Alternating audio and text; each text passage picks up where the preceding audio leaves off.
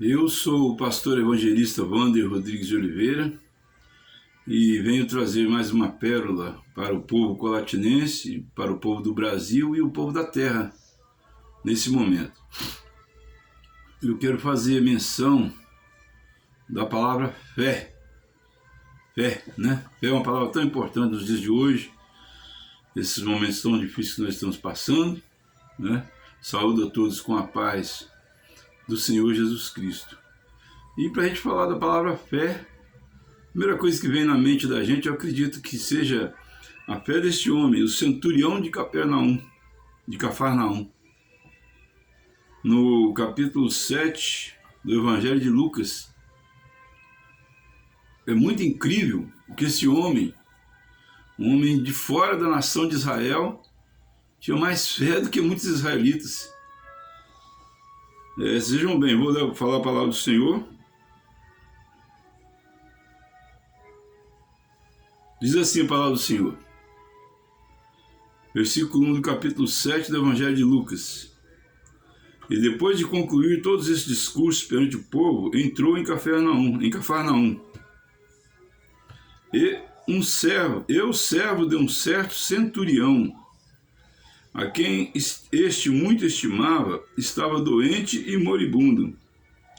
E quando ouviu falar de Jesus, enviou-lhe uns anciãos dos judeus, rogando-lhe que viesse curar o seu servo. E chegando eles junto de Jesus, rogaram-lhe muito, dizendo: é digno de que lhe concedas isso, porque ama a nossa nação, e ele mesmo nos edificou a sinagoga. E foi Jesus com eles, mas quando já estava perto da casa, enviou-lhe o centurião os amigos, dizendo-lhe: Senhor, não te incomodes, porque não sou digno de que entres debaixo do meu telhado. E por isso nem ainda me julguei digno de ir ter contigo. Dize, porém, uma palavra, e o meu criado sarará. Que linda essa passagem. Centurião, para quem não sabe, é considerado como se fosse, não entendo muito da hierarquia militar, eu acredito que é como um sargento hoje, ou seja, um comandante de 100 soldados. Centurião significa isso, a palavra centurião, segundo informações que eu tive a respeito do assunto. Então este homem era um centurião e Israel era dominado por Roma nessa época.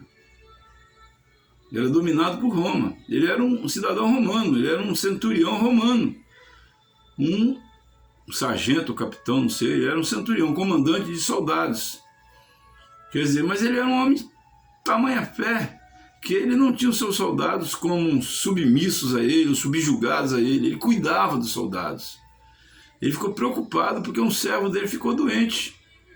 Um servo dele, com certeza, era um soldado, se não um funcionário da casa dele, alguma coisa assim.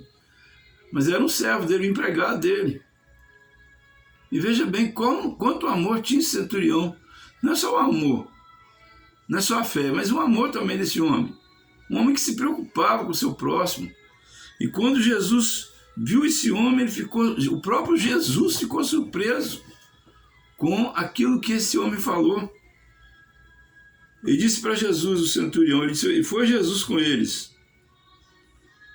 Primeiro, no versículo 4 diz assim: chegando eles junto de Jesus, rogaram-lhe muito, dizendo: é digno de que ele lhes conceda isso, porque ama a nossa nação e ele mesmo nos edificou a sinagoga.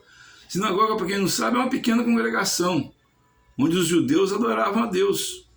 Uma igreja, hoje chamada de igreja, que na verdade é uma palavra errada, o certo é templo, ou casa de oração, né?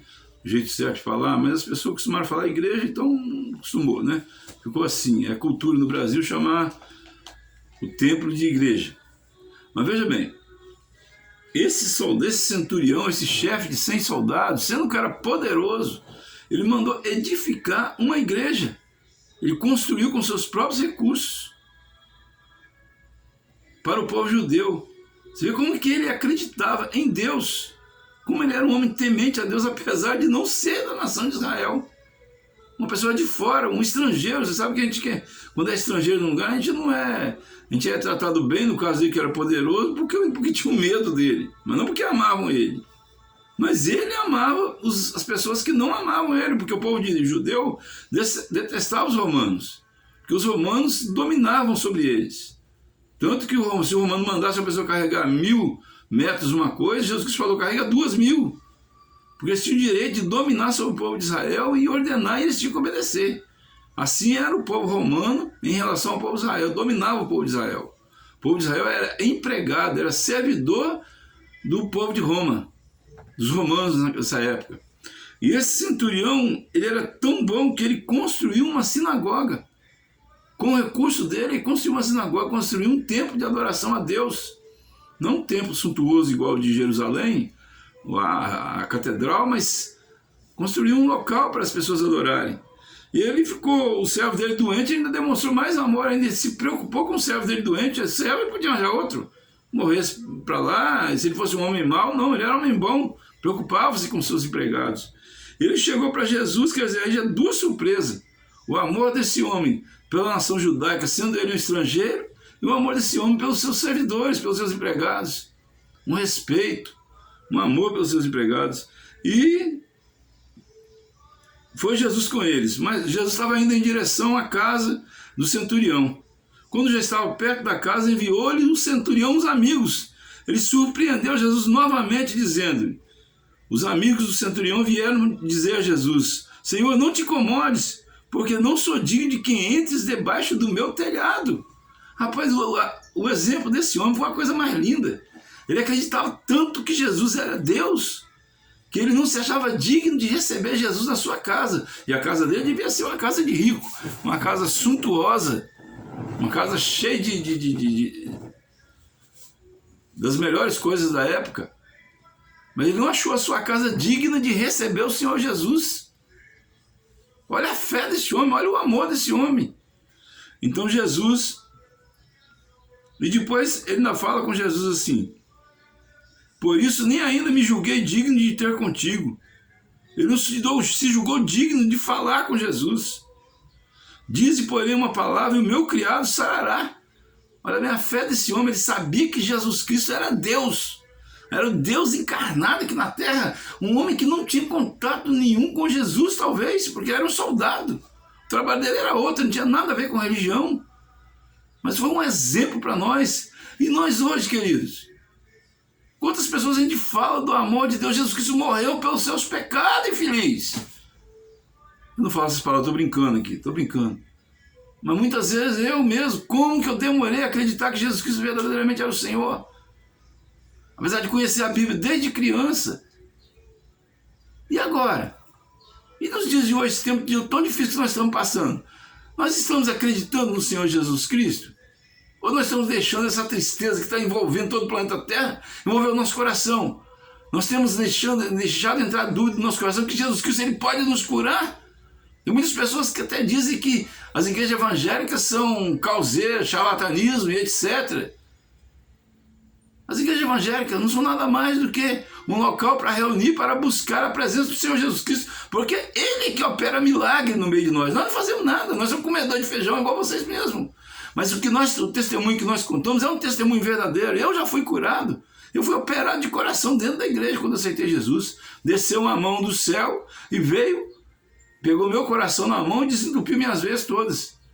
Eu tinha 28 anos de idade, foi quando eu comecei a minha carreira na igreja evangélica. Eu aceitei Jesus, eu fiquei 2 horas chorando. Eu não conseguia parar de chorar, e não era de tristeza, não era de alegria, de emoção, de sentir que existe um Deus tão grande como esse, um Deus que ama tanto nós a ponto de Ele mesmo morrer por nós, porque Jesus é o próprio Deus. E agora não, ai daquele que fizer pouco de tão grande salvação. 90% das pessoas da terra não conhecem a Bíblia Sagrada toda, tem que ler tudo, de começo a fim, Gênesis, Apocalipse. É mentira quando alguém diz que vai ficar doido se ler a Bíblia. Fica doido se não ler a Bíblia. Eu estou vendo as pessoas se envolvendo aí na cachaçada, nas drogas, etc. Isso que é loucura. Não ler a Bíblia. Ler a Bíblia é a melhor coisa que uma pessoa pode fazer na terra. 3 coisas uma pessoa precisa de vir nessa terra e não pode ficar sem fazer. Uma é ler a Bíblia toda. Segunda, é ter um filho. E a terceira é plantar uma árvore. 3 coisas que as pessoas não podem vir nessa terra. A sua existência nessa terra não pode passar sem fazer isso. A Bíblia, irmãos, a Bíblia, queridos que estão me ouvindo, a Bíblia é o fundamento do universo, nada mais do que isso. Nós somos os pilares sustentadores do universo. Essa coisa tão simples, esse livro preto que parece que não é nada. Ah, querido, por favor, leia a Bíblia. Coloca um papel na geladeira, leia um capítulo da Bíblia por dia em ordem, começa de Gênesis, vai até Apocalipse. Você já leu todos os livros, por que não lê a Bíblia, filho? Eu te amo, estou falando, estou fazendo um discurso, até mesmo parecendo que eu estou nervoso, mas eu fico irritado com pessoas que não leem a Bíblia. Por quê? Não é porque eu sou melhor do que você, não, é porque eu quero o seu bem, eu te amo e quero o seu bem, querido. Você que está me ouvindo agora, tire um tempo da sua vida, leia a Bíblia. Pare de ficar pensando em ganhar dinheiro, você vai morrer daqui a pouco, você nasceu nu e vai voltar pelado. Se ninguém te vestir para colocar dentro do caixão, você não leva nada dessa terra. A única coisa que pode garantir para nós uma vida após a morte é isso aqui, queridos, em nome de Jesus. E assim agradeço a todos que ouviram este vídeo, né? Que o Senhor Jesus Cristo nos abençoe e nos guarde, faça resplandecer cada vez mais sobre nós a sua luz, nos dê saúde, nos dê paz, nos dê alegria e nos dê salvação. Amém. Divulgue esse vídeo.